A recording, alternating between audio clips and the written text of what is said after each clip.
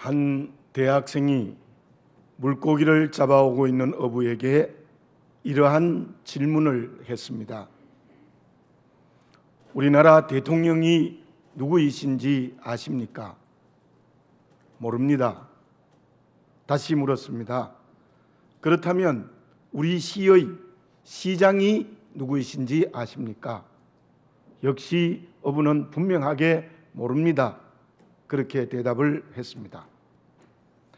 잠시 후 어부가 대학생에게 다시 이러한 질문을 되물었습니다. 이 물고기들이 오늘 내가 잡은 물고기요, 이 고기의 이름을 아시오? 한 물고기를 가르치며 질문했습니다. 그 대학생은 알 리가 없었지요. 알 수 없습니다. 다시 묻습니다. 다른 고기를 가리키면서 이 물고기의 이름은 아시오? 역시 알 수가 없었습니다. 모릅니다. 그랬더니 여부가 대학생에게 이런 말을 했습니다. 여보게 학생, 사람은 누구든지 모르는 것이 있는 것이요. 아마 이 이야기 속에 우리는 지식을 자랑하는 교만을 질타하고 있는 내용일 것입니다. 아무리 지식이 많이 있다 할지라도 어떤 분야는 모르는 것이 있는 것입니다. 그래서 우리는 지식에 대하여 참으로 겸손해야 된다는 의미의 이야기일 것입니다. 그런데 저와 여러분들에게는 모르면 안 되는 것이 있습니다. 반드시 알아야 되는 것이 있습니다. 그것이 무엇입니까? 오늘 본문의 말씀 15절 하반절에 보면 이런 말씀이 있습니다. 너희는 또한 감사하는 자가 되라. 감사하는 자가 되라. 그 말씀의 의미는 명령입니다. 해도 되고 안 해도 되는 것이 아닙니다. 알아도 되고 몰라도 되는 것이 아닙니다. 반드시 어떤 환경, 어떤 관계에서도 하나님께 감사하라는 하나님의 명령입니다. 다시 말씀드리면 믿음으로 살아가는 저와 여러분에게는 반드시 알아야 되는 것이 있고 또 반드시 그 아는 것을 해야 되는 것이 있습니다. 그게 무엇입니까? 그것은 하나님께 감사하는 것입니다. 16절에 보면 역시 이 마지막 부분에 이러한 말씀이 있습니다. 감사하는 마음으로 하나님을 찬양하고. 바로 마음속에 감사가 담겨 있어야 된다는 거예요. 우리 마음속에 많은 것들이 있을 수 있지만 특별히 우리의 마음속에 하나님께 감사하는 것이 담겨 있어야 된다는 의미입니다. 또 17절에 보면은 역시 마지막 부분에 하나님 아버지께 감사하라 명령입니다. 이 환경 저 환경에서 감사해도 되고 안 해도 되는 것이 아니라 어떤 환경 어떤 관계에서도 하나님께 감사하라는 하나님 아버지의 명령입니다. 저와 여러분 반드시 알아야 하고 그 아는 것이 실천되어야 합니다. 모르면 안 됩니다.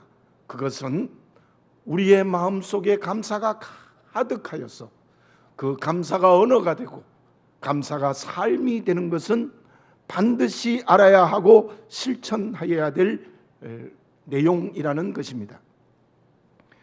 누가복음 17장 11절에서 17절에 보면은 예수님께서 나병 환자 10명을 치유해 주었습니다. 9사람은 유대 사람으로 오늘날 우리로 말하면 양반 혹은 귀족들이었고 한 사람은 사마리아 사람으로서 천한 사람이었습니다. 치유받은 9사람은 치유받는 것으로 만족하고 집으로 돌아가 버렸습니다. 그러나 사마리아의 한 사람은 치유의 기쁨을 가지고 예수님께 돌아와서 엎드렸습니다. 이렇게 말씀이 기록하고 있습니다. 예수의 발 아래 엎드려서 감사하니 그는 사마리아 사람이라. 10사람이 치유를 받았는데 정말 감사를 알고 감사를 주님 앞에 할 수 있는 사람은 한 사람밖에 없었습니다. 그때 예수님은 어떤 말씀을 하셨습니까? 일어나라, 가라, 내 믿음이 너를 구원하였느니라. 9사람은 병을 고치는 데 끝이 났지만 한 사람은 영과 육의 모든 병을 고침을 받는 더욱더 큰 축복인 영생의 길을 걸어가는 축복을 받았습니다. 감사가 속에만 있어서도 안 됩니다. 감사가 말로 표현이 되어져야 됩니다.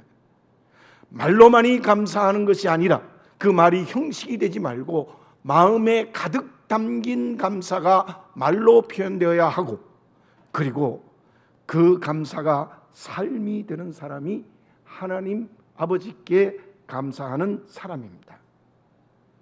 저와 여러분, 지난 6개월을 보내고 이제 2016년 6개월이 시작되는 첫 주일 우리 하나님 앞에 나왔습니다. 감사를 모르고 있지 않습니까? 감사를 알고 있습니까? 감사를 알고 있다면 그 감사가 마음속에 가득 차 있습니까? 그것이 언어가 되고 그래서 삶이 되고 있습니까?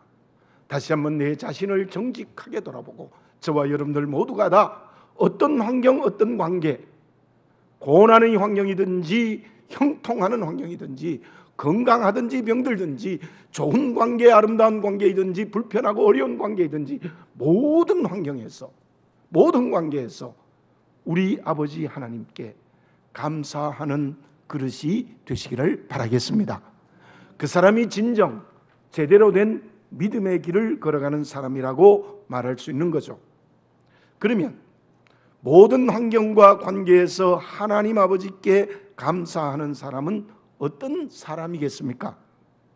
골로새서 3장은 하나님의 자녀로 거듭난 사람이 어떻게 살아야 되는지를 설명하고 있는 말씀이 골로새서 3장입니다. 자, 그런데 1절에서 11절의 내용은 무엇입니까? 바로 본문에 읽은 말씀 앞쪽은 1절에 이런 말씀이 있습니다. 그러므로 너희가 그리스도와 함께 다시 살리심을 받았으면, 너희가 그리스도와 함께 죄와 죽음에서 영생의 길을 걸어가는 사람이 되었으면 어떻게 하라는 거예요? 위의 것을 생각하라. 땅의 것을 생각하지 말라. 또 계속해서 읽어보면 옛 것을 버리고 새 사람이 되라, 이렇게 말해요. 위의 것을 생각하고 옛 사람을 버리고 새 사람이 되라, 이렇게 설명했고, 오늘 본문의 말씀 뒤에서 18절에서 25절에 보면은 관계를 새롭게 하라, 이렇게 나옵니다. 부부관계, 부모와 자녀와의 관계, 주인과 종의 관계가 믿음으로 새로워져야 된다는 내용을 구체적으로 밝히고 있습니다. 그렇다면 우리가 죄와 죽음에서 영생의 길로 걸어가는 다시 살리심을 받았으면 어떻게 살아가야 되느냐? 그 중심이 하나님 아버지께 감사하는 사람입니다. 하나님 아버지께 감사해야 위의 것을 생각하고 새로워질 수 있습니다. 하나님께 감사해야 관계를 믿음으로 새롭게 할 수 있는 거죠. 그렇다고 보면 이 본문의 말씀이 기록된 3장 전체적 내용은 무엇인가? 불평하고 원망하는 사람은 하나님 바라보지 않습니다. 늘 옛것에 매여 있습니다. 그러나 감사하는 사람은, 새 사람이 된 사람은 하늘을 생각하고 그리고 언제나 새로운 사람이 될 수 있다는 것입니다. 그렇다면 그렇게 새 사람이 되어 하나님 아버지께 감사하는 사람은 무엇 때문에 그렇게 감사하고, 감사는 무엇을 통해서 이루어지는 것입니까? 멕시코의 어느 마을에 깨끗한 맑은 냉천이 올라오는 곳도 있고 따뜻하고 깨끗한 물이 올라오는 온천도 나왔어요. 그래서 그 마을에서는 조상 대대로 언제나 하늘에 고맙고 감사하다는 생각을 하면서 동네에서 살았어요. 그런데 근간에 와서 마을 사람들의 생각이 바뀌었어요. 그 마을 사람들이 이제는 감사가 아니라 원망과 불평으로 냉천, 온천 때문에 바뀌어버렸어요. 왜냐하면 그 마을의 이름이 드러나자 많은 관광객들이 몰려왔기 때문입니다. 그래서 동네 사람들은 두 가지 불평을 해요. 하나는 냉천과 온천이 너무 멀다.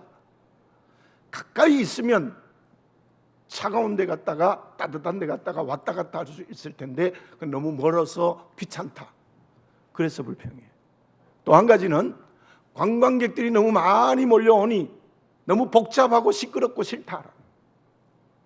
그때 마을의 대표격이 되는 어르신이 온 동네 사람을 모았습니다.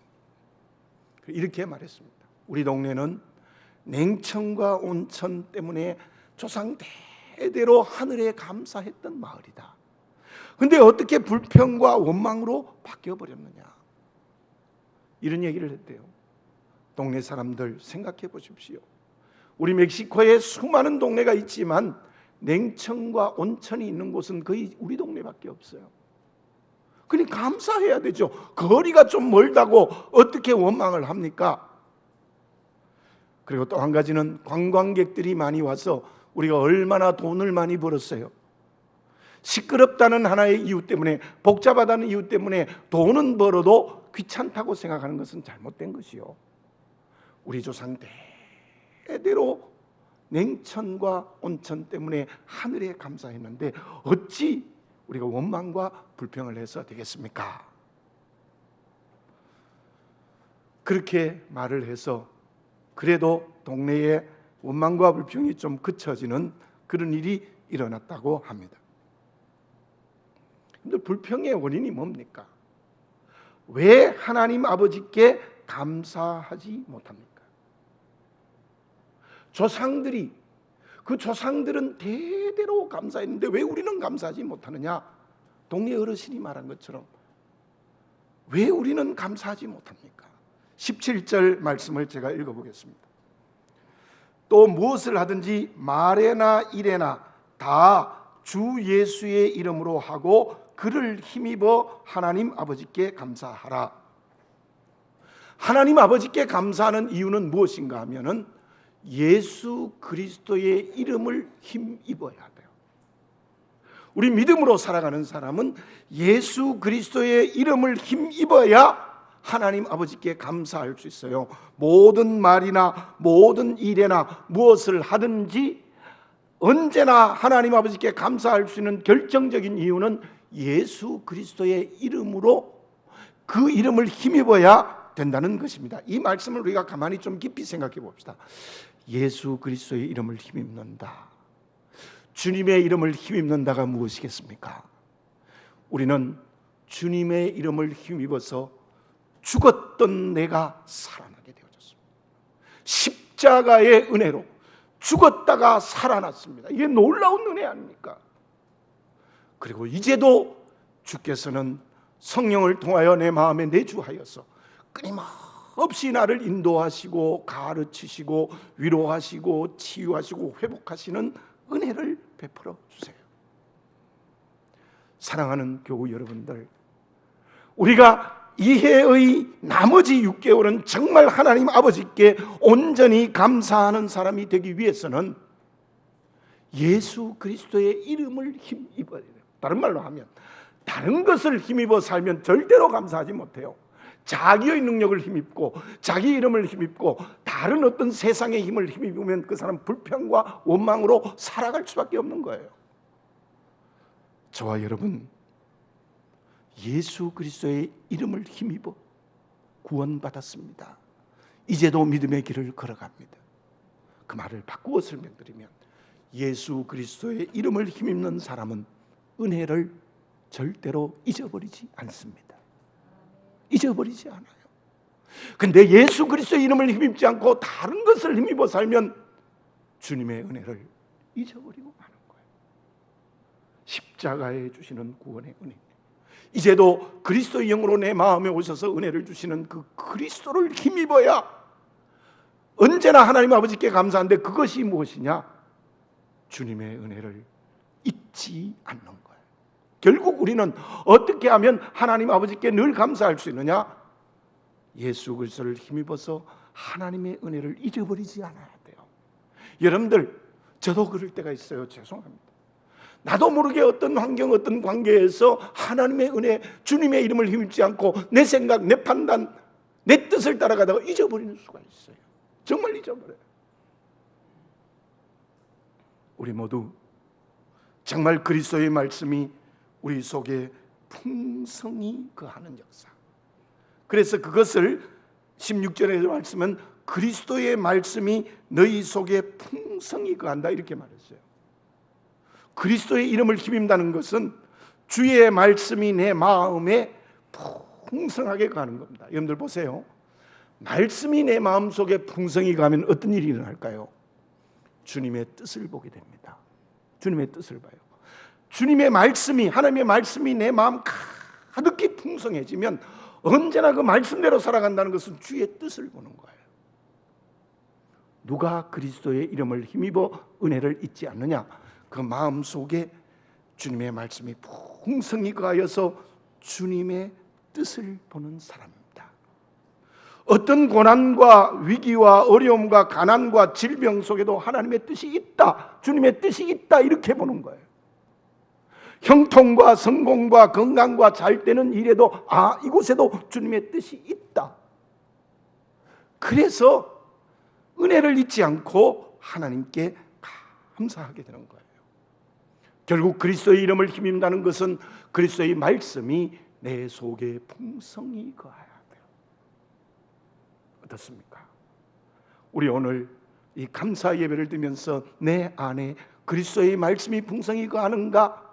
아니면 다른 것에 의하여서 탐욕 때문에 그 말씀을 다 바깥으로 버려버리지 않았는가를 바라보시고 우리 모두 우리의 마음속에 그리스도의 말씀이 풍성히 거하여 주님의 뜻을 보는 사람이 그리스도의 이름을 힘입는 사람이고 그 사람이 하나님의 은혜를 잊지 않습니다. 그 사람이 언제나 아버지 하나님께 감사하게 되는 줄로 믿습니다. 또 한 가지의 덕이 있습니다. 4장 2절을 제가 다시 한번 읽어드리겠습니다. 기도를 계속하고 기도에 감사함으로 깨어 있어라. 기도에 감사함으로 깨어 있어라. 그게 무슨 뜻일까요? 여러분들 기도를 드리면 많은 것들을 가지고 있는 기도예요. 그러나 그 기도의 공통적인 게 무엇인가 하면 기도는 반드시 내일 주시는 하나님의 응답을 기다리며 기도해요. 하나님, 오늘 이런데 내일 이것을 주십시오. 미래에 이것을 주실 줄 믿습니다. 기도하는 사람, 진짜로 기도하는 사람은 내일의 희망이 있는 사람이에요. 내일 그 기도가 응답된다는 걸 믿는 사람이에요. 자, 그렇다면 여기 기도에 감사함으로 깨어있으라는 뜻이 무엇이냐 하면은 우리가 기도하면 어떤 환경 속에도 어떤 관계 속에도 하나님이 주시는 내일 응답이 있을 줄 믿습니다. 어려운 환경에도 내일 주실 줄 믿습니다. 좋은 환경에도 내일 주실 줄로 믿습니다 라는 내일에 대한 소망, 희망을 가지는 거예요. 그러면 오늘 감사하지 않을 수 없다. 하나님, 내일 더 좋은 것 주신다. 하나님, 내일 유익이 되는 것 주실 줄로 믿습니다. 이러면 어찌 오늘 감사하지 않을 수 있겠습니까? 결국 그리스도의 이름을 힘입는다는 그 내용은 십자가와 또한 이제도 주시는 은혜이지만 그리스도의 이름을 힘입는 구체적인 내용은 말씀이 내 마음에 가득하고 그리고 언제나 주의 이름으로 하나님께 기도하는 사람이에요. 왜냐하면 그 사람은 모든 환경 관계에서 하나님의 뜻을 보고 모든 환경 관계에서 내일 주시는 하나님의 응답을 보고 있기 때문입니다. 느헤미야를 이제 묵상하는 일을 마쳤습니다만은 제가 여러 번 말씀드렸습니다만 다시 한 번 말씀드립니다. 느헤미야는 성벽을 완공했습니다. 그로 인하여 영적 대붕 운동이 유다에 일어났고 말씀을 순종하여 초막절을 지키는 역사가 일어났습니다. 단순한 성벽 재건이 아니라 온 유다에 영적 대붕 운동이 일어났던 겁니다. 그런데 그 느헤미야의 마지막에 느헤미야가 기도를 드립니다. 세 가지 기도의 제목이 있어요. 아버지 하나님, 이 민족이 제사를 바르게 드리게 해 주십시오. 첫 번째 기도. 두 번째, 이 민족이 정결하고 깨끗하여 세속화되지 말게 해 주십시오. 두 번째 기도. 세 번째 기도는 첫 것을 하나님께 드리는 민족이 되게 해 주십시오. 이렇게 기도해요. 오늘 목사님 처음에 우리 이 맥주절을 지키라는 말씀으로 했습니다. 맥주절은 여러 가지 의미가 있습니다만은 첫 것을 드리는 거예요. 첫 것을 드린다는 것은 다른 모든 것을 하나님께 드린다는 의미예요. 그리고 느헤미야가 이 세 가지 기도의 제목을 가지고 뭐라 이야기하는가? 그러면 하나님께서 이 민족에게 복을 주실 줄로 믿습니다. 이렇게 기도해요. 하나님이 이렇게 세 가지 기도를 드리면서 세 가지가 이루어지면 하나님께서 이 민족에게 복을 주실 줄로 믿습니다. 느헤미야의 기도 무엇입니까? 내일 주실 하나님의 복을 기다리고 있는 사람이에요. 그것을 간절히 기다리면서 제사를 바르게 드리게 해주십시오. 예배를 하나님께 제대로 드리게 해주십시오. 정결하게 해주십시오. 첫 것을 드리게 해주십시오. 그러면 하나님께서 이 민족에게 복을 주실 줄로 믿습니다. 실로 이 느헤미야는 기도에 내일을 바라보는 소망이 있고 하나님의 은혜를 잊지 않는 사람이었어요. 사랑하는 교우 여러분들, 오늘 우리가 감사절 예배를 드리면서 내 마음에 하나님의 말씀이 풍성하여 하나님의 뜻대로 걸어가고 있는가? 언제나 깊이 하나님께 기도하여 내일 주실 응답을 희망하고 있는가? 그때 우리는 언제나 예수 그리스도를 힘입어 하나님의 은혜를 잊지 않고 하나님 아버지께 감사하는 사람이 될 수 있을 줄로 믿습니다. 자, 그러면 그렇게 하나님의 은혜를 잊지 않고 언제나 모든 환경과 관계에서 하나님께 감사하는 사람은 어떻게 살게 되어지는 것입니까? 삶의 결과가 무엇입니까? 감사의 결과가 무엇이겠습니까? 동물의 세계라는 프로그램이 있습니다. 남아프리카 크루저 국립공원에서 실제로 생긴 얘기가 동영상으로 나온 겁니다. 그곳에 사자와 물소 떼들이 싸움을 벌였어요. 5마리의 사자가 풀숲에 숨어서 물소 떼를 지켜보고 있습니다. 먹잇감을 얻기 위해서입니다. 물소 떼들이 점점 더 가까이 옵니다. 그때 한 마리의 사자가 날렵하게 달려가서 물소 새끼 한 마리를 입에 물고 뜁니다. 보등보등거리는 물소 새끼를 묶고 뛰다가 호숫가로 들어가게 되어졌어요. 거기서 또 악어가 또 다가왔어요. 기가 막힌 상황이죠. 그때 사자가 막 혼신의 힘을 다하여 그 새끼를 끌고 호수 바깥으로 나오는 그때 놀라운 일이 생겼어요. 물소 떼들이 떼를 지어서 이 사자 5마리에게 공격을 하는 겁니다. 참 신비한 일이에요. 물소 떼들이 공격을 하니까 4마리는 혼비백산해서 사자가 도망가 버리고요, 한 마리도 가까이 물소 떼들이 다가오니까 한참을 쳐다보다가 그 새끼를 놓고는 어슬렁어슬렁 달아나버려요. 여러분들 숲속에서는 언제나 사자가 물소를 이겨요. 근데 통쾌한 장면이었어요. 물소 떼들이 사자를 물리친 그런 사건이었는데, 저는 그 상황을 보면서 야, 역시 약하지만 연합하는 힘이 얼마나 큰가를 알았어요. 사자는 각각 1마리, 5마리밖에 없어요. 근데 물소 떼들은 엄청나요. 그들이 한목에 뭉쳐서 딱 다가서니까 입에 물었던 물소 새끼도 입에 넣고 도망가 버리고 말았던 거죠. 하나님의 은혜를 잊지 않고 하나님 아버지께 감사하는 사람은 어떻게 살아가게 되겠습니까?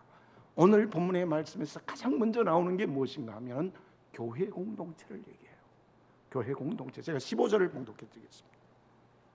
그리스도의 평강이 너희 마음을 주장하게 하라.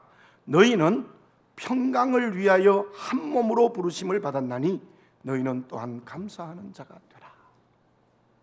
이 감사하는 사람은요, 교회를 한 몸에 연합된 공동체로 하는 사람이에요. 한 몸의 연합의 공동체로 하는 사람.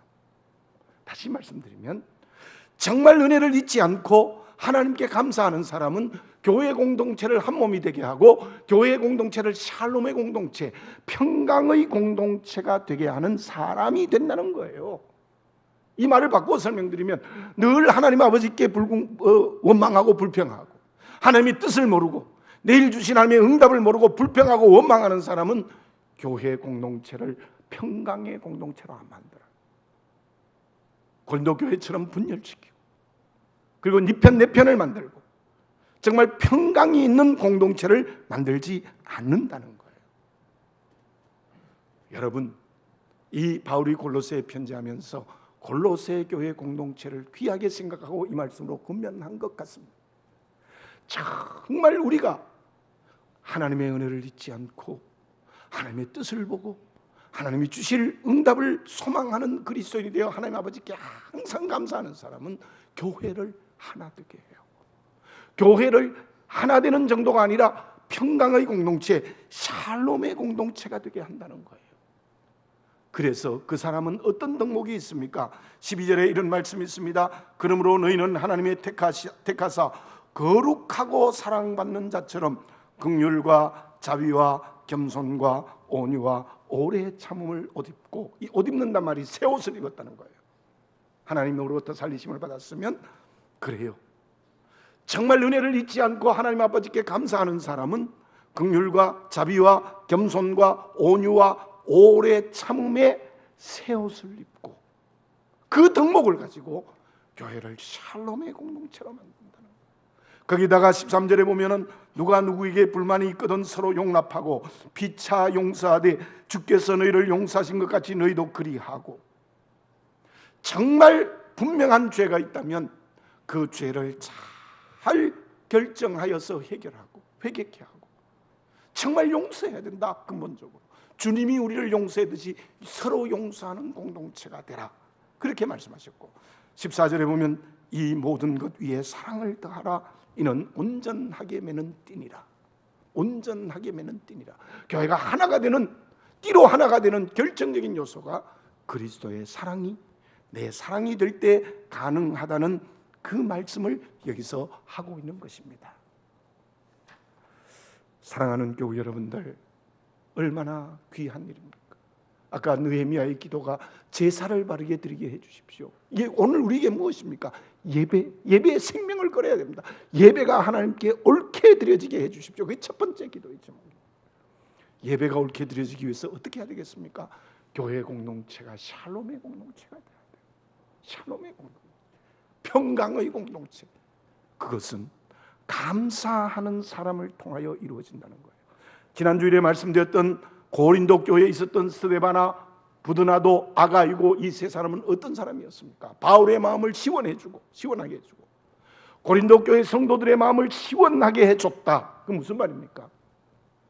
고린도 교회와 바울과의 관계를 열어주었어요. 고린도 교회 개바파 중에서는요, 바울을 죽이려고 해서 심지어 암살단을 조직했어요. 그 관계를 회복하고 4분 5열되어 있는 고린도 교회 교인들을 전부 하나 되게 했어요. 그래서 바울이 그들을 칭찬한 거예요. 왜? 그들은 하나님의 은혜를 잊지 않는 감사하는 사람이었기 때문입니다. 초대교회가 가는 곳곳마다 어려움을 당했던 가장 결정적인 요인이 누구였습니까? 유대 그리스도인들. 유대인으로 예수 믿는 사람들이 전부 초대교회 들어가서 우리가 최고다, 율법으로 교만해졌고 할례를 받아야 된다, 그러면서 교회를 4분 5열시켰어요. 그들이 누구입니까? 율법으로 자기의 의를 자랑하는 사람들. 은혜 없어요. 자기들이 최고라는 것. 은혜를 생각하지 않고 자기 공로, 자기 의를 자랑하는 그들은 가는 곳곳마다 교회를 고통스럽게 만들었다는 것을 우리는 성경을 통해서 분명히 알 수 있습니다. 우리 모두 정말 하나님 아버지께 감사하는 자가 되면 교회 공동체를 샬롬의 공동체로 살아있게 하는 놀라운 역사가 일어나게 되는 줄로 믿습니다. 해결하지 못할 문제가 없습니다. 어떤 어려움이 있어도 교회가 하나 되는 역사가 일어납니다. 이 말씀을 좀 더 넓게 해석해 드리면, 감사하는 사람은 가정을 그리스도의 한 몸이 되게 합니다.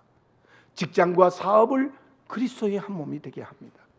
이웃과의 만남에서 만남의 관계를 평강의 공동체로 만듭니다. 나아가서 제가 요즘 6월에 많이 말씀드렸던 이민족의 양단된 이 나라도 그 사람을 통하여 하나 되게 해 주실 줄로 믿습니다.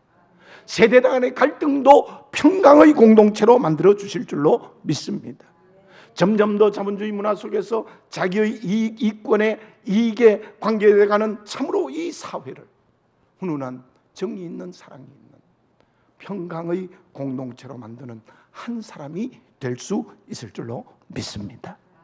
우리 모두 2016년 이 하반기에는 하나님 아버지께 감사하는 사람이 되어서 가는 곳곳마다, 내 발자국이 가는 곳곳마다 샬롬의 공동체, 평강의 공동체를 만들면 얼마나 좋겠습니까? 우리 모두 그 길을 걸어가는 우리 모두가 되어져야 될 줄로 믿습니다. 결과는 어떻습니까? 우리가 알고 있습니다. 우리가 정말 하나님의 은혜를 잊지 않고 모든 환경 관계에서 감사하고 가는 곳곳마다 평강의 공동체를 만들면 그곳에 열매가 맺혀요. 내가 맺는 것이 아니고 성령께서 열매 주실 줄로 믿습니다. 열매를 주신다는 것은 무엇입니까? 이스라엘 백성들 보세요. 광야에 나와서 불평하고 원망했을 때는 꼼짝을 못했어요. 도리어 퇴보했어요. 뒤로 밀려났어요. 그러나 감사할 때 이스라엘 백성들은 가나안을 향하여 전진했습니다. 우리가 정말 하나님의 은혜를 잊지 않고 감사하면 우리는 열매가 맺히고, 열매가 맺힌다는 말은 자라고 성숙한다, 전진하게 되는 역사가 일어나게 될 줄로 믿습니다. 우리 모두 하나님 아버지 앞에 감사함으로 말미암아 내가 전진하고 성숙하고 열매 맺고, 가정이, 직장이, 사업이 아무리 어렵다 할지라도 전진하고 성숙하고 열매 맺는 역사가 일어나고, 우리 교회 공동체가 자라고 성숙하고 앞으로 나아가는 역사가 일어나게 될 줄로 믿습니다. 내일 하지 않겠다고 하면 한 달이 흘러가고, 다음 주에 한다고 하면 1년이 흘러간다. 다음에 하겠다고 하면 평생이 흘러간다는 말이 있습니다. 로버트 리 프로스트가 쓴 눈 오는 날 숲가에서라는 시에는 이런 시기가 있습니다. 나는 잠들기 전 지켜야 할 약속이 있다. 가야 할 길이 있다. 가야 할 길이 있다. 그런 시를 썼습니다. 저와 여러분, 지금 오늘 현재 우리의 가야 할 길이 있습니다. 그 길이 무엇입니까? 우리가 아버지라고 부르는 하나님 아버지께 진심으로 감사하는 겁니다.